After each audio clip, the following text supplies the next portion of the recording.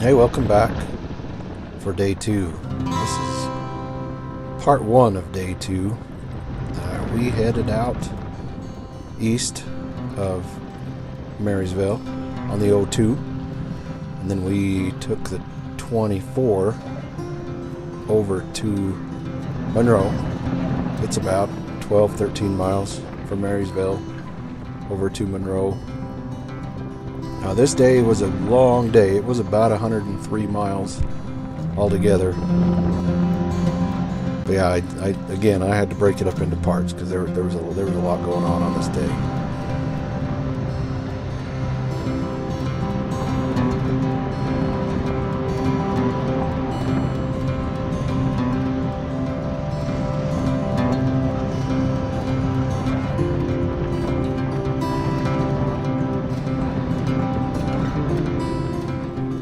You can see my wife pointing to where we're headed. So just before you get to Monroe, you turn off on Trail 65, and it goes out through these cornfields, kind of out across the flats here towards the mountain.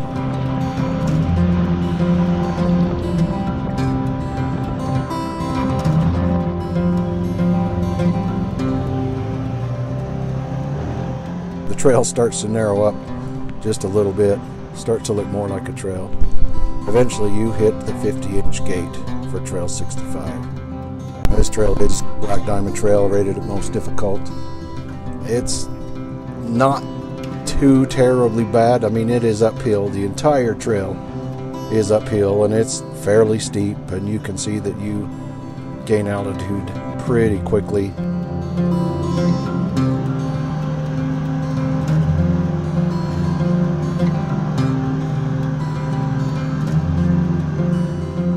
This over the last year or two has become one of our favorite trails, just because it gives us another option to get up on top of the Monroe Mountains. We kind of like going this way because we can go to Monroe and we're basically starting at the north end of the mountain range, go up to 65, and we can do our business up on top and come down the O2, makes a nice great big loop back into Marysville.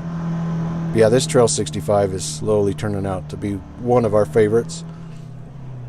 This is the first time we'd ever been up this trail in a side-by-side. We'd been up it many times on an ATV. One thing that we kind of learned along the way was if a trail is easy on an ATV, it's not quite as easy on a side-by-side. And if you go on a difficult trail on an ATV, it's even more difficult in a side-by-side. It was a learning curve for us, but honestly, this trail isn't that bad. I say it's steep, and it's uphill from the bottom to the top, but it's easily doable. 4-wheel drive, lock your diff, put it in low, and just cruise.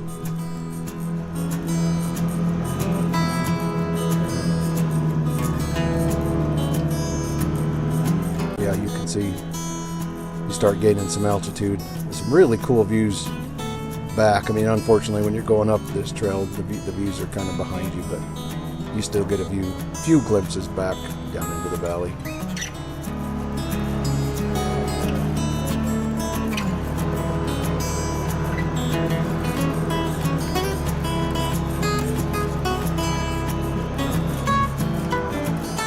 Yeah, I don't know what happened here. The camera really kind of got mixed up on the colors. This little section here in this dirt, I mean, it's purple. It's a really odd shade of purple right through here. I'm not sure the camera doesn't really catch it. Once in a while, when you can see the camera kind of catch it from the side, you almost see its true color, but it looks kind of red or orange, but it's really more of a shade of purple.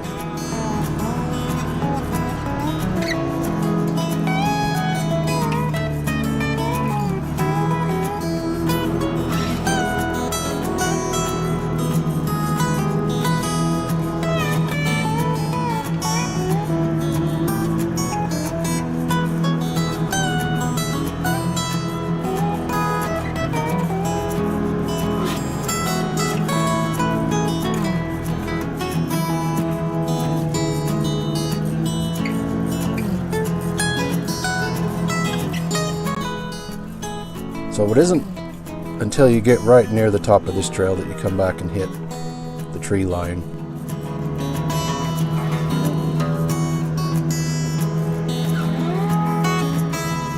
Right here at the top, there's a nice little picnic table, place to take a break, get a drink, and kind of plan your day out.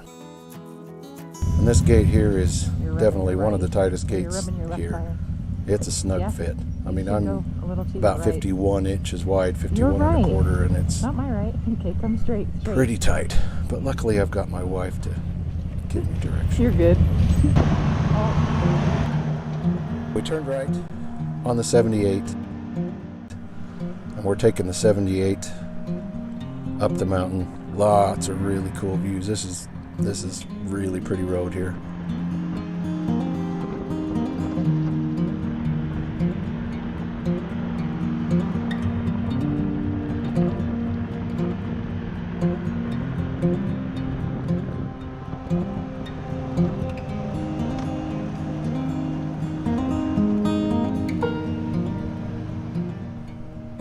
Yeah, Trail 78 just kind of meanders up the side of the mountain, up towards the top. Some really amazing views up here.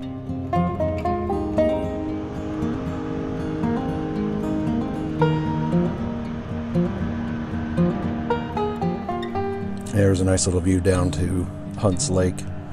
There's a little trail that goes down there. It's really kind of pretty.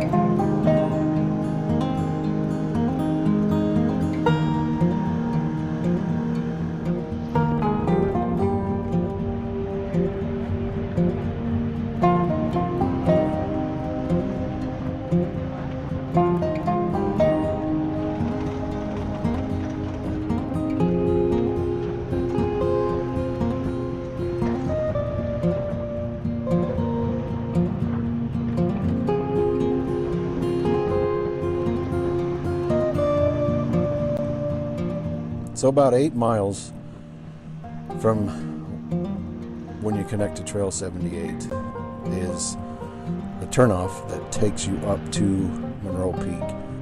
From the 78, it's just a few miles up to the top of Monroe Peak. Totally worth the trip.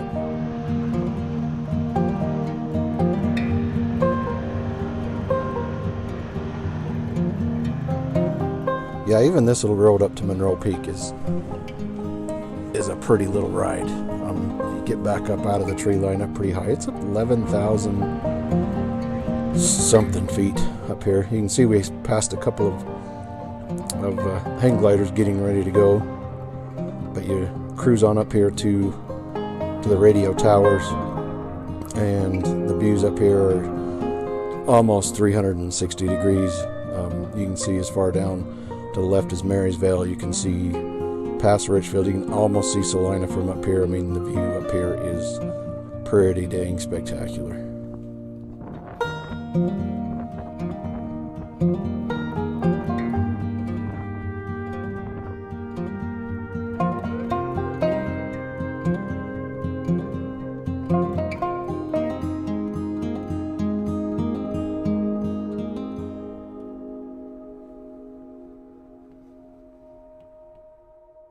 So we headed back from Monroe Peak down to the 78. We took the 78 over to the 44, and the 44 over to this trail, the Anderson Dairy Trail, Trail 89.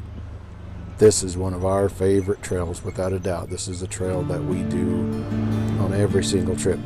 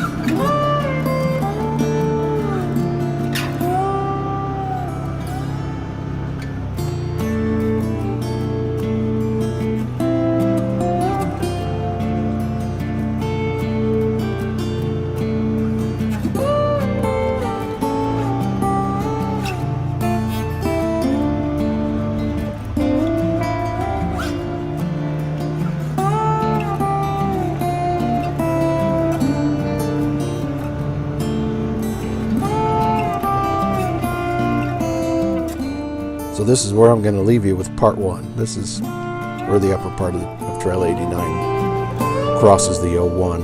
It turns into a 50-inch trail from now. But part 2, we are going to go on the 50-inch section of Trail 89. We're going to take the 87, which is also a 50-inch trail, over to Upper Box Creek. And from there, we're going to go down and around the far southeast edge on the 01 of the Paiute Trail and hit a couple of trails down there. Still a lot left to do on this 103-mile day. Stay tuned.